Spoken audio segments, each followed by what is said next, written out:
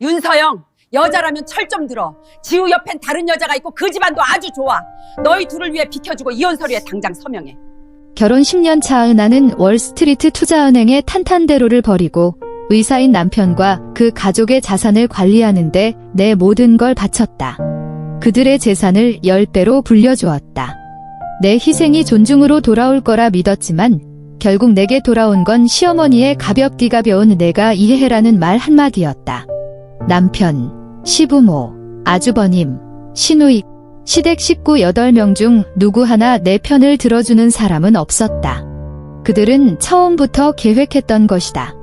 내가 벌어준 돈으로 내 남편을 더 큰 재벌가의 사위로 만들 계획을. 하지만 그들은 몰랐다. 절세를 위해 지난 10년간 모든 투자 계좌가 내 단독 명의로 되어 있었다는 사실을. 그들이 내게 이혼 합의서에 서명하라고 윽박지르기 바로 전날 밤, 나는 전략 매도 버튼을 눌렀다. 시어머니가 계좌를 확인하고 10,000원이라는 잔고를 봤을 때 오만하던 그 얼굴이 어떻게 일그러졌을지 안 봐도 비디오다. 내 이름은 윤서영, 올해 35. 지금 나는 차가운 마룻바닥에 무릎을 꿇고 앉아 시댁에 티끌 하나 없는 원목 마루를 걸레로 닦고 있다. 오늘은 추석. 이 집의 맏며느리인 나는 사흘 전부터 이 끝없는 전쟁을 치르고 있었다. 차례상에 올릴 20가지가 넘는 전을 부치는 것부터 겨우내 먹을 김장김치 수백 포기를 담그는 것까지 내 두 손은 뜨거운 기름과 매운 양념에 시달려 붉게 부어올랐고 손톱 밑에는 지워지지 않은 양념이 까맣게 끼어 있었다. 반면 거실에서는 내 남편 박지호와 그의 고귀하신 가족들이 둘러앉아 내 피땀으로 차려낸 명절 음식을 맛보며 웃음꽃을 피우고 있었다. 그 웃음소리가 바늘처럼 귓속을 파고들었다. 우리 지우가 이번에 정말 큰일 했어. 시아버지의 우렁찬 목소리가 주방의 기름 연기를 뚫고 내 귀에 와 박혔다. 병원이 지금처럼 커질 수 있었던 건 다 지우가 안목이 있어서 그때 그 의료 관련 주식들을 딱 잡았기 때문이야. 맞아요. 맞아. 아주버님이 즉시 맞장구를 쳤다. 제 작은 회사가 초기 자금을 마련할 수 있었던 것도 다 지우 덕분이죠. 우리 박씨 집안 남자들은 이런 사업가적 기질을 타고났다니까요. 시누이의 앙칼진 목소리도 뒤를 이었다. 오빠가 최고지. 내가 파리에서 유학하면서 좋은 아파트에 살 수 있는 것도 다 오빠 덕분이잖아. 새언니는 정말 복받은 줄 알아. 우리 지우 오빠랑 결혼했으니. 복이라고? 나는 하던 동작을 멈췄다. 식은땀이 관자놀이를 타고 흘러내렸다. 마룻바닥에 비친 내 흐릿한 그림자를 보았다. 값싼 홈웨어를 입고 기름 연기에 찌들어 헝클어진 머리를 한 여자. 이게 나라고? 아이비리그 졸업식에서 졸업생 대표로 연설하고 월스트리트 최고의 투자은행들이 서로 모셔가려 했던 그 윤서영. 10년이 나는 시댁에서 종잣돈으로 쥐어준 몇억 원의 돈을 눈덩이처럼 굴려 수백억 원대의 거대한 자산으로 만들었다. 시아버지의 병원 확장 계획서는 내가 기업 실사를 해가며 만든 것이었고 아주버님의 사업 계획서는 내가 사흘 밤을 새워 뜯어고친 것이었다. 파리에 있는 시누이의 아파트는 내가 환율이 가장 낮을 때를 정확히 포착해 송금해준 돈으로 산 거였다. 하지만 그들의 입에서 이 모든 것은 박지우의 안목과 기질 덕이 되었고 나 윤서영은 그저 운 좋은 부속품, 이름조차 불리지 않는 그냥 새언니일 뿐이었다. 나는 목구멍으로 차오르는 씁쓸함을 억누르며 깊은 숨을 들이쉬고 깎아놓은 과일을 들고 주방을 나섰다. 거실 분위기는 한창 무르익어 있었다. 남편 박지호는 소파 한가운데에 앉아 마치 무별의 호의를 받는 제왕처럼 보였다. 그는 값비싼 맞춤 정장을 입고 손목에는 작년에 내가 투자 수익금으로 사준 파텍 필립 시계를 차고 있었다. 그는 미래 경제 상황에 대해 열변을 토하고 있었는데 그 말들은 거의 다 어젯밤 내가 잠자리에서 그에게 들려준 이야기들이었다. 그는 나를 보더니 무심코 미간을 찌푸렸다. 그 눈빛에는 내가 너무나도 잘 아는 경멸이 서려 있었다. 마치 너 같은 꼴로 어딜 감히 여기에 나타나 라고 말하는 듯 했다. 시어머니는 나를 차갑게 쏘아보더니 내가 내민 과일 접시는 받지도 않고 옆에 있던 새까맣고 비린내가 진동하는 탕약 그릇을 드러내 앞차상 위에 쿵 소리가 나게 내려놓았다. 서영아, 이거 뜨거울 때 마셔라. 여자가 몸 관리도 제대로 못해서 알 하나 못 품는 여자는 우리 박씨 집안에서 등신 취급받아. 주변의 웃음소리가 순간 얼어붙었다. 모든 사람의 시선이 탐조등처럼 내 납작한 아랫배에 꽂혔다. 10년 극심한 스트레스와 불규칙한 생활 탓에 내 몸에는 정말 문제가 생겼고 아이를 갖지 못했다. 이것이 이 집에서 나의 유일한 권죄가 되었다. 온몸에 피가 머리로 쏠리는 기분이었다. 수치심과 분노가 두 손처럼 내 목을 졸랐다. 나는 고개를 들어 온 힘을 다해 내 남편, 내가 10년간 사랑하고 그를 위해 모든 것을 포기했던 그 남자를 바라보았다. 그가 나서서 어머니, 그렇게 말씀하지 마세요. 단 한마디라도 해주길 얼마나 바랐던가. 하지만 박지우는 그저 내 손등을 가볍게 두드리며 마치 날씨 이야기를 하듯 무미건조한 목소리로 말했다. 서영아, 어머니도 다 너 좋으라고 하시는 말씀이야. 어서 마셔. 식겠다. 그 한마디가 내 머리부터 발끝까지 찬물을 뒤집어 쓴 것 같았다. 나는 마침내 깨달았다. 이 집에서 나는 아내도 가족도 아니었다. 그저 돈 버는 재주가 있는 식모이자 대를 이어야 할 도구일 뿐이었다. 그리고 그 도구에 문제가 생기자 그들에게 남은 것은 혐오뿐이었다. 나는 탕약 그릇을 들어 눈을 감고 단숨에 들이켰다. 쓴 약물이 목구멍을 타고 내려가며 식도를 태웠지만 그 어떤 쓴맛도 내 마음속 고통의 만분의 1에도 미치지 못했다. 지옥 같던 그날의 모임이 끝나고 심판의 날은 생각보다 빨리 찾아왔다. 남편은 어느 일요일 저녁을 택해 이른바 가족회의를 소집했다. 늘 그것일, 늘 그 8개에 익숙하면서도 낯선 얼굴들이었다. 시아버지, 시어머니, 아주버님, 형님, 남편, 시누이, 시누이 남편까지. 그들은 심판관처럼 내 맞은편에 앉아 있었다. 나는 혼자 내가 직접 고른 값비싼 소파에 외롭게 앉아 마치 처형을 앞둔 사형수가 된 기분이었다. 박지우가 헛기침을 했다. 그는 감히 내 눈을 똑바로 쳐다보지도 못했다.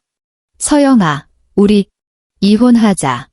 심장이 보이지 않는 손에 으스러지는 것 같았다. 예감은 했지만 직접 들으니 숨을 쉴 수 없을 만큼 고통스러웠다. 그는 계속해서 냉정하다 못해 잔인한 어조로 말했다. 서린그룹 막내딸을 만났어. 우린 서로 아주 사랑해. 알다시피 서린그룹과 혼사로 엮이면 내 사업에, 우리 집안 전체에 질적인 도약이 될 거야. 내가 이해해주길 바라. 이해. 나는 그의 얼굴에서 한 조각의 죄책감이라도 찾아보려 했지만 실패했다. 그의 얼굴에는 미래에 대한 기대감과 일말의 귀찮음만이 서려 있을 뿐 나는 마치 그가 탄탄대로를 가는 길에 놓인 작은 돌멩이라도 되는 듯 했다.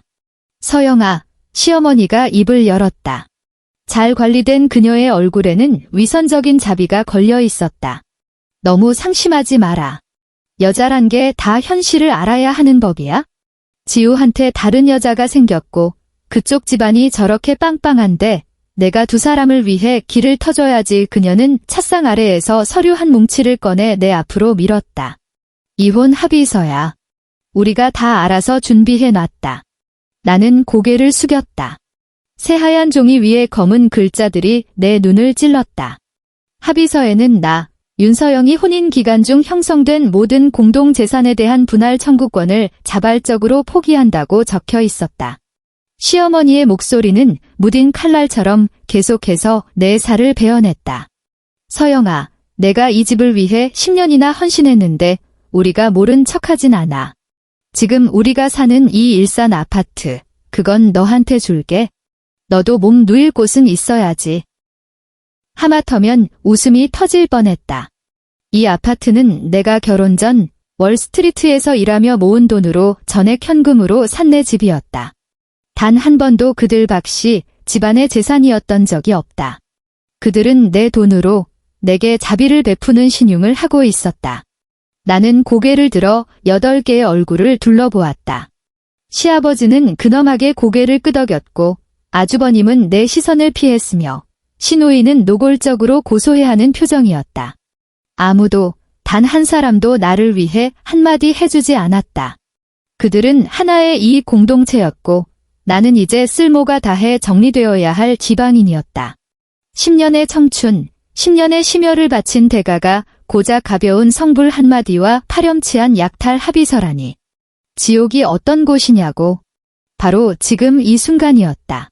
나는 내가 가장 사랑했던 사람과 한때 가족이라 믿었던 사람들에게 산채로 절벽 아래로 떠밀렸다. 심장이 산산조각 났다. 유리 조각처럼 부서졌다. 하지만 그 극심한 고통과 차가운 절망 속에서 내면 가장 깊은 곳에서 10년간 잠들어 있던 무언가가 날카로운 파열음과 함께 깨어나는 것이 느껴졌다. 내 눈물이 끈 떨어진 구슬처럼 걷잡을 수 없이 흘러내렸다. 나는 얼굴을 감싸 쥐었고 격렬한 흐느낌에 몸을 떨었다. 나를 향한 그들의 시선이 느껴졌다. 위에서 아래로 내려다보는 듯한 연민과 한시름 놓았다는 안도감이 섞인 시선. 그들은 내가 완전히 무너졌다고 생각했을 것이다. 버림받고 아무것도 남지 않은 여자가 우는 것 말고 뭘 더 할 수 있겠는가? 알겠어요. 나는 손가락 사이로 부서지는 목소리를 쥐어짰다. 하지만 일주일만 시간을 주세요. 10년이잖아요. 마음 정리도 하고 제 짐도 좀 정리하고 싶어요. 시어머니와 남편이 눈빛을 교환했다. 감출 수 없는 자랑스러운 빛이 스쳤다. 일주일. 마음이 죽어버린 여자에게 그 정도 시간은 며칠 더 오는 것 외에 무슨 의미가 있겠는가? 무슨 용을 쓴단 말인가? 물론이지. 박지우가 즉시 관대하게 말했다. 그는 심지어 내게 다가와 어깨를 토닥이는 신용까지 했다. 서영아, 마음고생이 심하겠구나. 이 카드 가져가. 비밀번호는 내 생일이야. 일주일 동안 사고 싶은 거라도 사은의 마지막 성이라고 생각해. 그는 차가운 내 손바닥에 검은색 카드를 쥐어주었다. 나는 눈물 어린 얼굴을 들어 그들이 읽어낼 수 없는 눈빛으로 그를 깊이 응시했다. 성의. 아니, 박지우. 이건 성의가 아니야? 이건 내가 내 손으로 직접 건네준 너와 내 집안을 묻어버릴 삽자루야. 그들은 만족스럽게 자리를 떴고 텅 비고 차가운 이 감옥에 나 혼자 남겨졌다. 내 얼굴에 눈물 자국은 채 마르지 않았지만 내 눈빛은 이미 변해 있었다. 슬픔과 상심은 타오르는 냉정한 불꽃으로 대체되었다. 나는 옷가지를 챙기는 대신 곧장 서재로 들어가 문을 잠갔다. 노트북을 켰다. 지난 10년간 시시콜콜한 집안일 처리부터 거액의 거래까지 도맡아 했던 바로 그 컴퓨터였다. 나는 투자 프로그램이 아닌 암호화된 메신저 앱을 열었다. 화면에 익숙한 프로필 사진이 떴다. 이름은 데이비드. 그는 내 대학 동창이자 월스트리트 시절 최고의 파트너였고 지금은 유수의 투자은행 파트너가 되어 있었다. 서영. 이 시간에 무슨 일이야? 영상 너머 데이비드의 얼굴에 놀라움이 가득했다. 나는 마지막 눈물을 닦아내며 나 자신도 낯설게 느껴질 만큼 차분한 목소리로 말했다. 데이빗, 도움이 필요해. 세계 최고의 금융 전문 변호사와 세무 전문가들을 알아봐줘. 스위스와 미국 최고 수준으로. 이어서 다른 번호로 전화를 걸었다.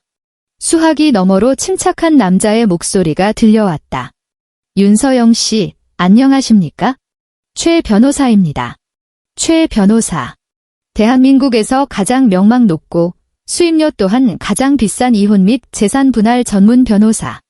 그의 이름은 재벌 남편에게 버림받았던 한 친구에게서 들은 적이 있었다. 과거에는 그저 남의 이야기로만 들었지만 이제 그는 나의 무기가 되었다. 최 변호사님, 나는 창밖의 칠흑 같은 밤하늘을 보며 한자 한자 힘주어 말했다. 이혼 소송을 할 겁니다. 그리고 대한민국 최고의 사설 탐정을 고용해 주세요. 모든 비용은 즉시 지불하겠습니다.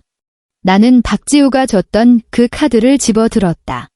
최 변호사 사무실의 결제 페이지에 카드 번호와 비밀번호를 입력하는 순간 운명의 톱니바퀴가 찰칵하고 맞물리는 소리가 들리는 듯 했다.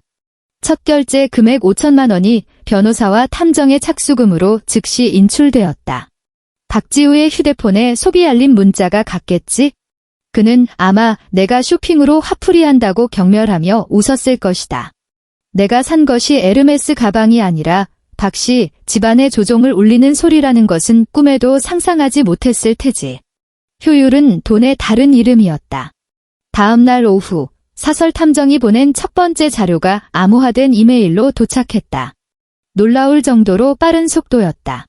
메일에는 박지우와 그 서린그룹 막내딸의 데이트 사진이 가득했다. 고급 레스토랑에서 다정하게 음식을 먹여주고 명품 매장에서 서로를 껴안고 한강이 내려다 보이는 값비싼 아파트 발코니에서 키스를 나누는 모습. 그 아파트는 탐정이 명확히 밝혀낸 바 우리 부부의 공동 계좌에서 전액 현금으로 구입한 그들의 신혼집이었다. 사진 아래에는 상세한 소비 내역이 첨부되어 있었다. 하나하나가 천문학적인 금액이었고 모두 우리의 공동 자산에서 흘러나간 돈이었다. 나는 그 사진들을 한 장 한 장 넘겨보았다. 심장은 더 이상 아프지 않았다. 그것들은 이제 배신의 증거가 아니라 법정에서 나의 가장 강력한 탄약이었다. 나는 모든 파일을 종류별로 정리하고 암호화하여 저장한 뒤 최 변호사에게 전송했다. 이후 며칠간 나는 분열된 삶을 살았다.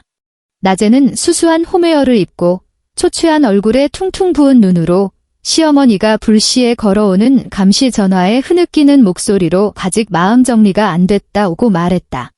심지어 백화점에 가서 그 카드로 비싸지만 절대 입지 않을 옷들을 산 뒤 쇼핑백을 거실에 아무렇게나 던져두며 소비로 자신을 마비시키는 여자의 모습을 연출했다.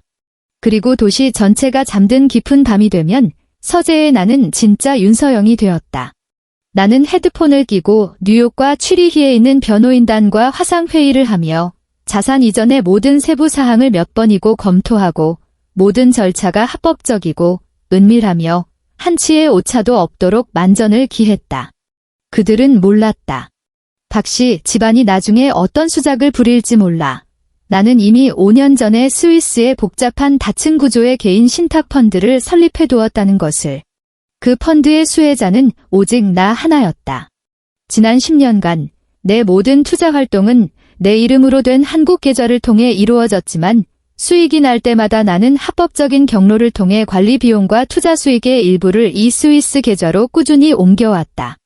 이것은 원래 나의 플랜 B, 전문 트레이더로서 나 자신을 위해 남겨둔 퇴로였다. 그것이 이제 나의 노아의 방주가 될 줄이야.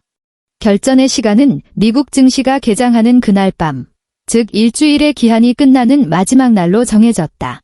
나는 컴퓨터 앞에 앉았다. 화면에는 붉고 푸른 캔들 차트가 반짝이고 있었다. 지난 10년간 나는 내 손으로 이 코드들을 부를 상징하는 숫자들로 바꿔놓았다. 나는 그 누구보다 그것들의 가치를 잘 알았고 언제 그 가치가 정점에 달하는지도 잘 알았다. 시간은 1분 1초 흘러갔다.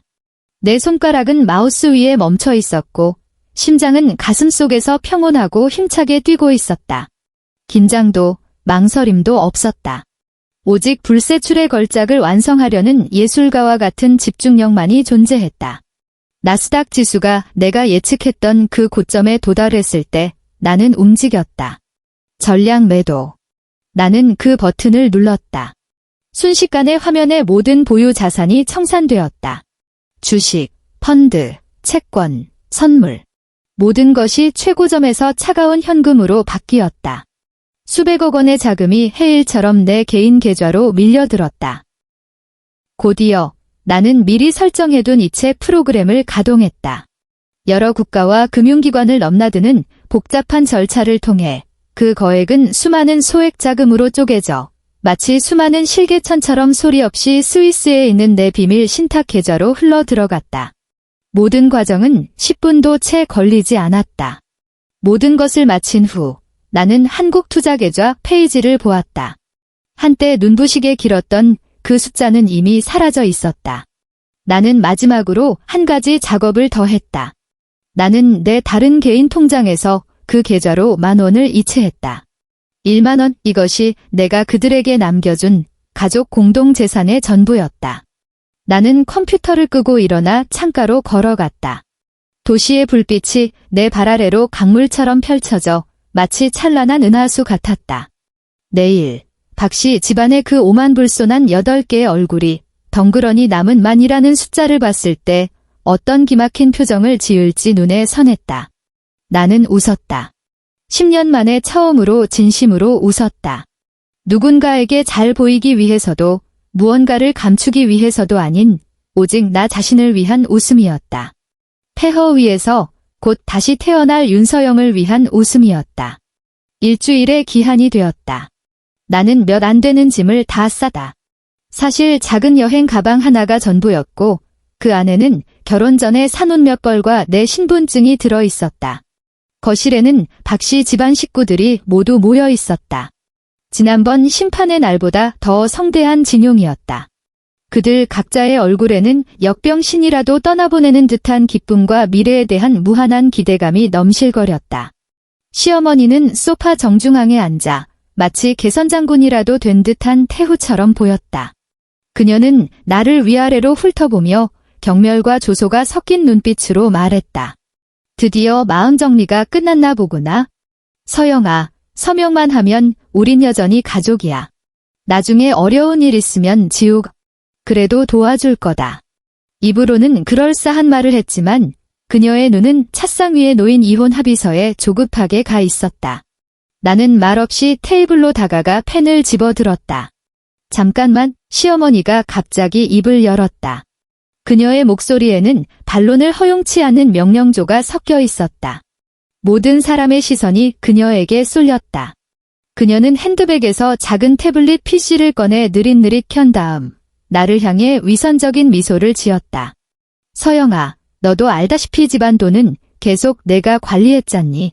이제 내가 떠나니까 우리가 계좌는 한번 확인해야 하지 않겠어? 널 못 믿는다는 게 아니라 그냥 절차상 그런 거니 오해는 마라. 나중에 딴소리 나오면 서로 곤란하니까. 올 것이 왔다. 나는 속으로 냉소했다. 이것이 오늘 그녀의 진짜 목적이었다. 그녀는 자신이 곧 물려받게 될 내 심혈로 쌓아 올린 금융제국을 제 눈으로 직접 감상하고 싶어 안달이 나 있었던 것이다. 물론이죠. 나는 평온하게 대답하며 심지어 친절하게 인터넷 뱅킹 로그인 비밀번호까지 알려주었다. 시어머니의 얼굴에 미소가 더욱 깊어졌다. 그녀는 비밀번호를 입력하며 온 가족에게 자랑하듯 말했다. 우리 서영이가 똑똑하긴 하지?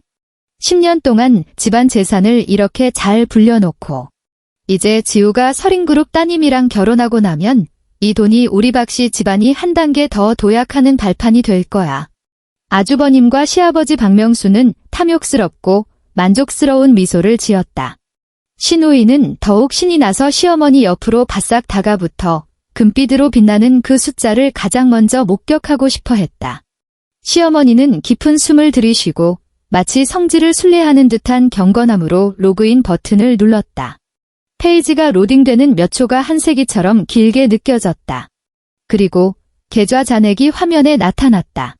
거실을 채울 것으로 예상됐던 모든 감탄과 환호가 목구멍에서 죽어버렸다.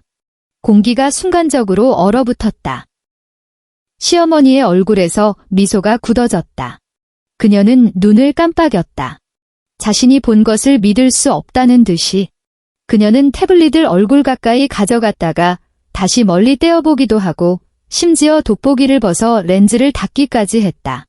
화면 위 그들의 전 재산을 상징하던 숫자는 수백억도, 수십억도, 심지어 1억도 아니었다. 덩그러니 찍힌 딜 뒤에 0이 4개. 이게 뭐야? 시어머니의 목소리가 사포처럼 메말랐다. 어떻게 10,000원밖에 없어? 시스템 오류인가? 신우이도 고개를 들이밀고 보더니 비명을 질렀다. 엄마, 이게 어떻게 된 거야? 돈은? 우리 집 돈 다 어디 갔어? 거실은 순식간에 아수라장이 되었다. 시아버지가 태블릿을 와락 빼앗아 들고 그 숫자를 뚫어져라 쳐다봤다. 그의 얼굴은 붉어졌다가 하얗게 다시 파랗게 변해갔다. 박지우 역시 달려와 내 어깨를 붙잡고 미친 듯이 흔들었다. 윤서영, 무슨 짓을 한 거야? 돈 어디 갔어? 바로 그때 초인종이 울렸다. 돌발적인 벨소리에 모두가 기겁했다. 형님이 떨리는 손으로 문을 열자 문 밖에는 정장을 빼입은 근엄한 표정의 중년 남자 2명이 서 있었다. 그들은 신분증을 제시했다. 박명수 씨 댁 맞습니까? 저희는 국세청에서 나온 조사관입니다.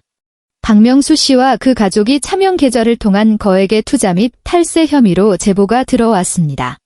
이는 조사 통지서이며 조사에 협조해 주시기 바랍니다. 쿵 하고 시아버지의 머릿속이 터져나가는 것 같았다. 그는 비틀거리며 뒷걸음질 치다 소파에 주저앉았다. 시어머니는 국세청의 붉은 직인이 찍힌 공문서를 보고 마침내 계좌 잔액의 충격에서 벗어나 현실을 깨달았다. 그녀는 획 돌아보며 나를 죽일 듯이 노려보더니 하늘을 찢는 듯한 히스테릭한 비명을 질렀다. 윤서영, 너였어. 이 독사 같은 년. 나는 미소를 지으며 그녀의 살기 어린 시선을 마주하고 나지막이 말했다. 어머님, 무슨 말씀이세요? 전 금융은 잘 모르는 그냥 평범한 주부잖아요. 계좌는 계속 제 명의로 되어 있었고요. 만약 세금 문제가 있다면 조사는 제가 받아야 하는 거 아닌가요? 아, 맞다. 나는 마치 갑자기 생각났다는 듯 내 여행 가방에서 서류 사본 하나를 꺼내 두 조사관에게 건넸다. 이건 제가 지난 10년간 진행한 모든 투자 거래 내역과 자금 흐름에 대한 증빙 자료입니다. 저는 이미 자진신고자 보호를 신청했고 국세청 조사에 도움이 되길 바랍니다. 내 말이 떨어지자마자 박지우는 완전히 이성을 잃었다. 그는 내가 모든 돈을 빼돌렸을 뿐만 아니라 박씨 집안에 엄청난 세금 폭탄까지 던졌다는 것을 깨달았다. 대한민국에서 탈세는 한 가문을 나락으로 떨어뜨릴 수 있는 중죄라. 그리고 나, 계좌 명의인이자 자진 신고자인 내부 고발자는 법적으로 최대한의 면책을 받게 될 것이다.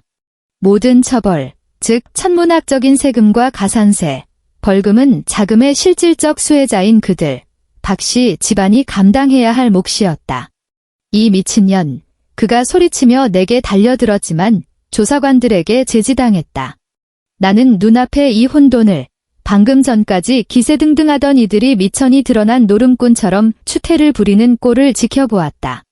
나는 옷깃을 여미고 펜을 들어 그들이 그토록 자랑스러워하던 이혼 합의서에 내 이름을 썼다. 그리고 그것을 이미 잿빛이 된 박지우의 얼굴 앞으로 밀었다. 이제 사인하시면 돼요. 며칠 후 서울가정법원 조정실에서 우리는 다시 만났다.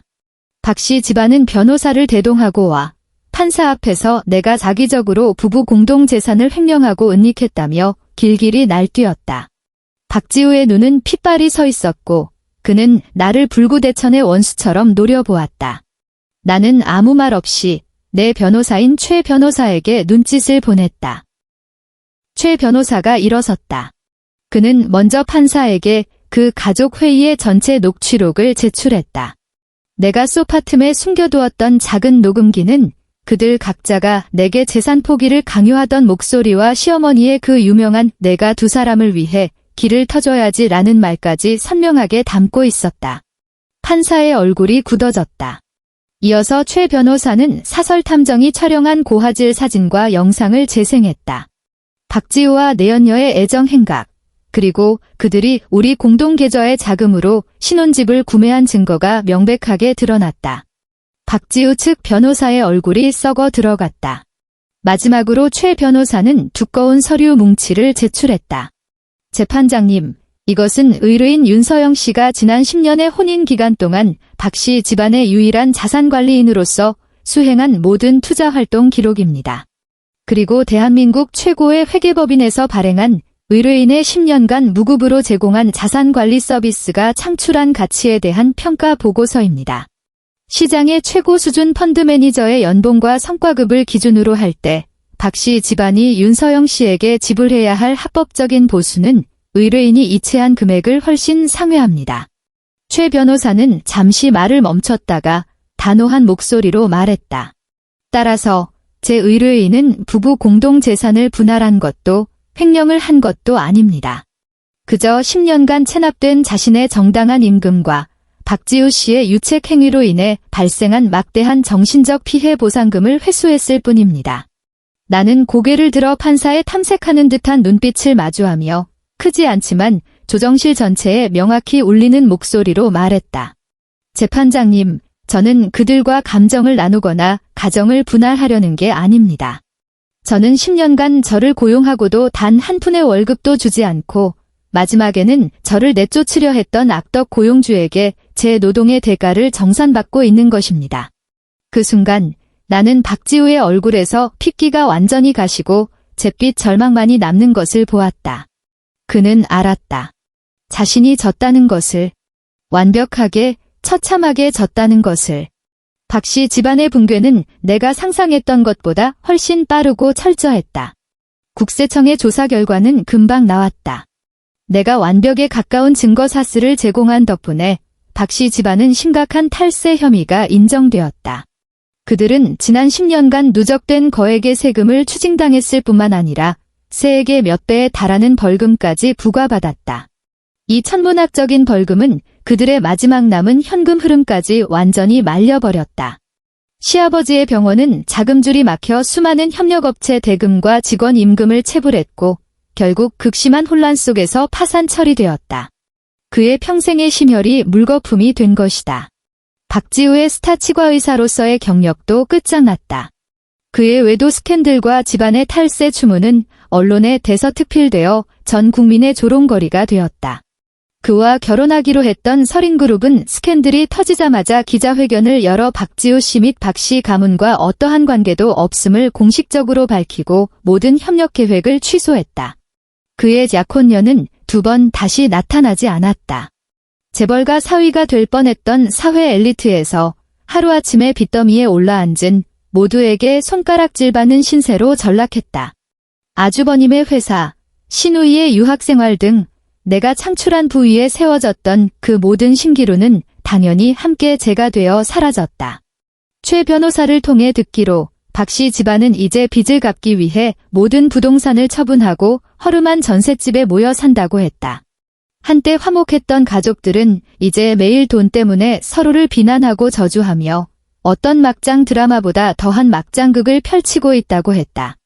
그들이 직접 심은 악의 씨앗이 마침내 그들 자신조차 삼킬 수 없는 악의 열매를 맺은 것이다. 그리고 나는 이혼 판결문을 받은 그날 스위스로 가는 비행기에 몸을 실었다. 제네바의 공기는 눈물이 날 만큼 상쾌했다. 나는 이곳의 작은 부티크 투자회사 Y 아르캐피털을 설립했다. 나의 첫 고객은 변호사 모임을 통해 소개받은 한 여성이었다. 그녀는 어느 재벌의 조강지처로 남편이 무일푼일 때부터 함께해 그를 수백억 대 자산가로 만들었지만 결국 수준이 맞지 않는다는 이유로 푼돈 수준의 위자료에 쫓겨날 위기에 처해 있었다. 그녀의 이야기는 내 인생의 또 다른 버전 같았다. 나는 그녀의 사건을 맡았다. 과격한 수단을 쓰지는 않았다.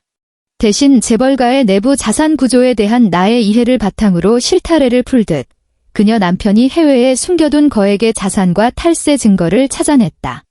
결국 법정에서 나는 그녀가 받아야 할 마땅한 재산의 절반 이상을 되찾아 주었다.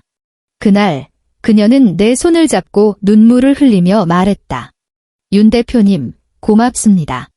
돈뿐만 아니라 제 자존심을 되찾아 주셨어요. 그 순간 나는 그 어떤 투자 성공보다 더 강렬한 만족감을 느꼈다. 내 이야기는 상류사회에서 버림받은 여성들로 이루어진 이 작은 커뮤니티에 퍼져나갔다.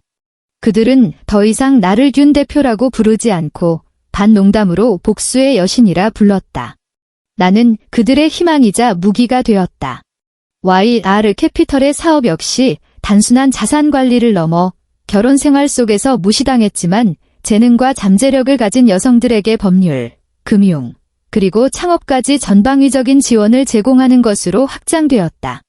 나는 나의 지난 상처로 그들을 위한 비바람을 막아줄 성을 쌓아 올렸다. 나는 재혼하지 않았고 새로운 연애를 시작할 마음도 없었다. 회사가 본격적으로 궤도에 오른 그날 밤, 나는 모든 축하 파티를 거절했다. 나 혼자 1982년산 샤토라피트 한 병을 들고 제네바 호숫가로 향했다. 저녁 바람이 부드럽게 불어왔고 호수는 달빛 아래 잔물결로 반짝였다. 멀리 도시의 불빛은 땅에 흩뿌려진 다이아몬드처럼 찬란했다. 나는 값비싼 와인을 열어 스스로에게 가득 따랐다. 붉은 와인이 잔 속에서 흔들리며 지금 나의 평온하고 단단한 얼굴을 비췄다. 나는 잔을 들어 끝없는 밤하늘과 호수를 향해, 그리고 내 자신에게 비친 모습을 향해 나지막이 말했다. 건배, 윤서영.